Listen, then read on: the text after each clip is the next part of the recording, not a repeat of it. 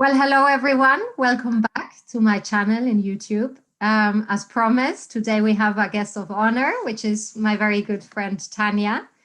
We're going to talk about the altars that we built in Mexico for the Day of the Dead. Tanya, as I said, she's my friend. We met in Mexico. We went to school together in Mexico. Now she lives in Munich, in Germany, and is founder of a Mexican fashion brand called Santa Lupita. Tanya, would you like to say hello?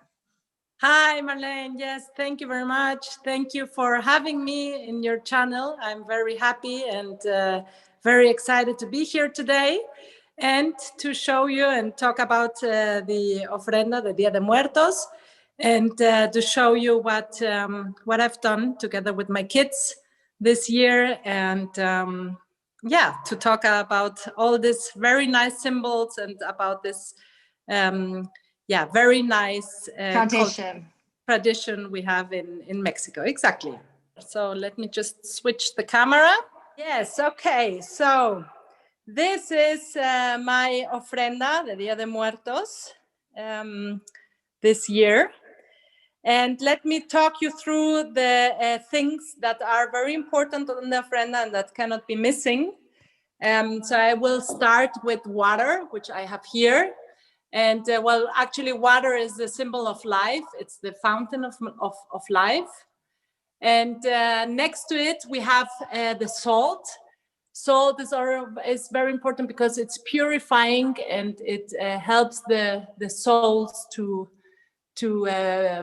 remain, and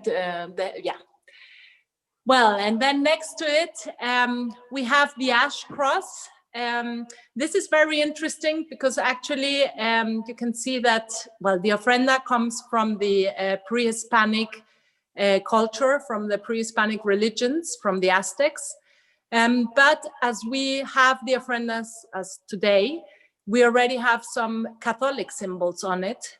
So the most important one is the cross made of ashes. And so it is really a mixture of Catholic and pre-Hispanic religions.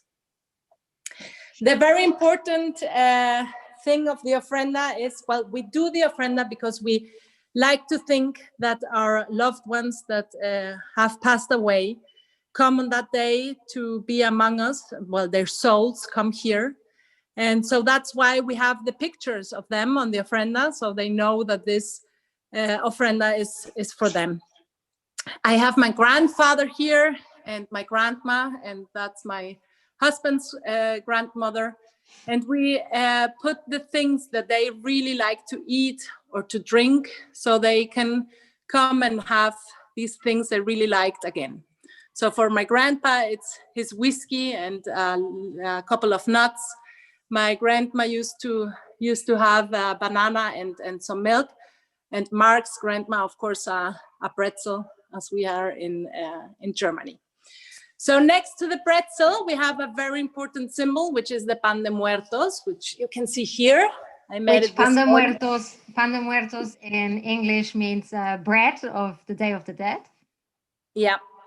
And actually, you can see it's so on top of it, it represents a skull, and then the here on the side, that's the bones. So it's again a symbol actually of death, but it's also a Catholic symbol or inspired on a Catholic symbol on the bread, and so it's an offering for the gods or for God.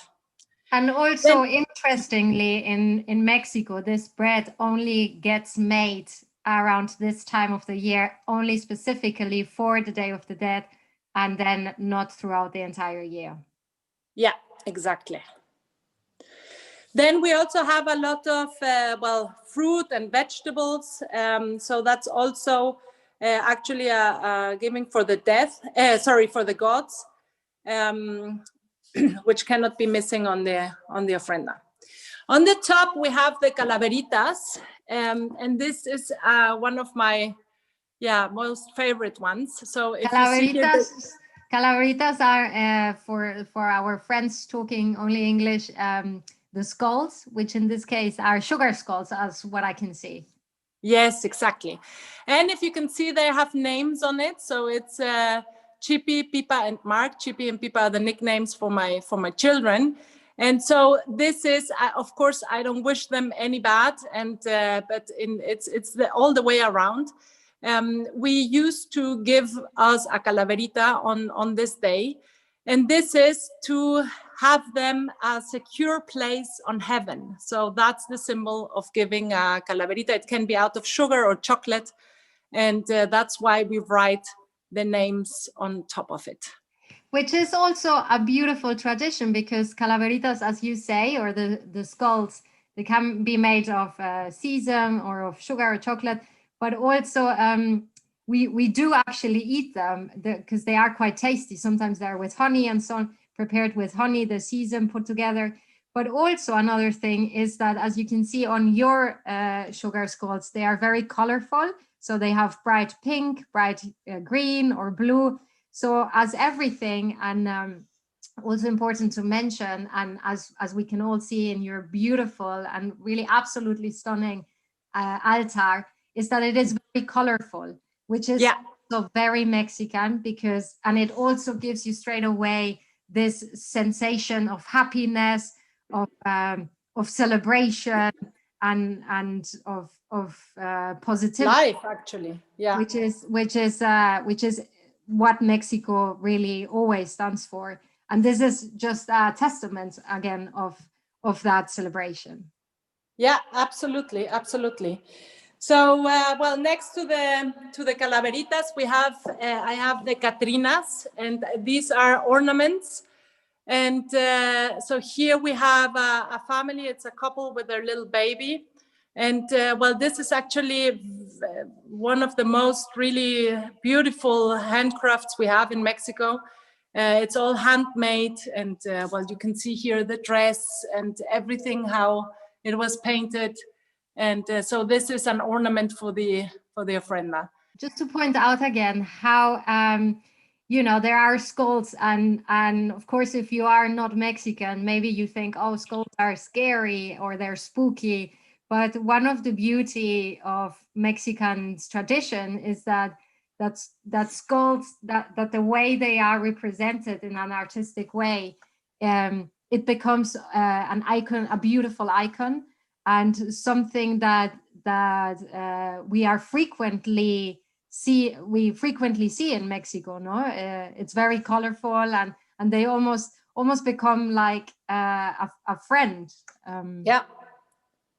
Yeah, absolutely. And well, yeah, they are very colorful, and I guess as a European, it might be kind of spooky, or you're not used to have the symbols, but it's actually, yeah, it's colorful, and it's a celebration of life.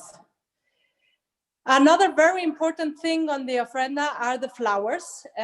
We use the flor de cempasúchil in Mexico. Of course, I couldn't find this flower, but I have one, a paper flower here, flor de cempasúchil. And this flower, as you can see, it's very bright. It has a strong orange color, and it also has a very strong smell. And we like to think that the smell of these flowers will attract the souls to the ofrenda, so they will guide them to the ofrenda.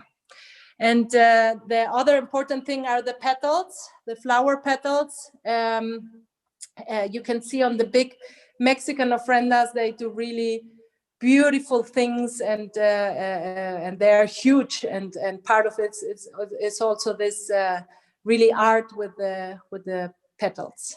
Artistically laying them out and creating something of beauty again, no? Yeah, exactly. Another symbol or another item I really like is the paper, the cut paper. You can see it here, and it's very colorful, and it's so all handmade and cut. And the paper means, or is here to remind us the fragility of life.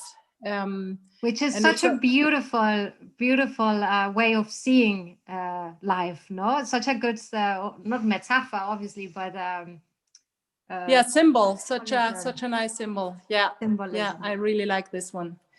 Yeah, and then and actually, sorry to interrupt again, but if people who are not familiar with this paper, it is not the normal A4 paper. It's a very thin paper that easily breaks, actually. Yeah. It's almost transparent as well. So I guess that's why once you touch the paper, that symbolism of fragility becomes very evident. Yeah, exactly. Another item we have is a lot of candles, which again are light, and also they symbolize positivity and light into life. But they also should show the way to the souls, to the ofrenda. And last but not least, we have the copal here, which is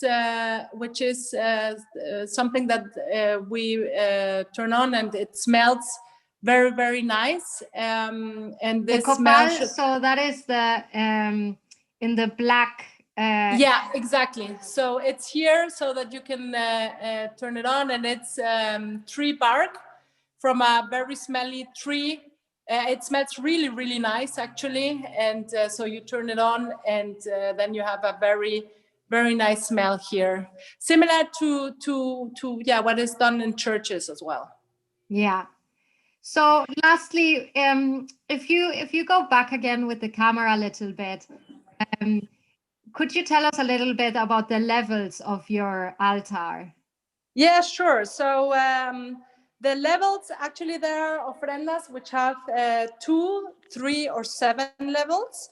Mine, as you can see, has only 2. The 2 stand for heaven and for earth. If your ofrenda has 3 levels, then you would have heaven, earth, and hell. And if you have 7 ofrendas, 7 levels, then it would be the different steps the souls need to pass through to go either into heaven or hell. I like mine with 2 levels, only having heaven and earth here. Yes, that is very nice, and that is something, of course, that everyone can also choose to do in Mexico, for example. If you go at this time of year to museums or galleries, mostly these places have massive altars to remember the death. Yeah, really a very beautiful beautiful time in Mexico. Yes. So let me switch the camera again. Yeah, sure. Yeah, so that was the ofrenda, Marlene. I hope you liked it. I think it's a very, very nice tradition. And as I said, and as you already said as well, it's really a celebration of life.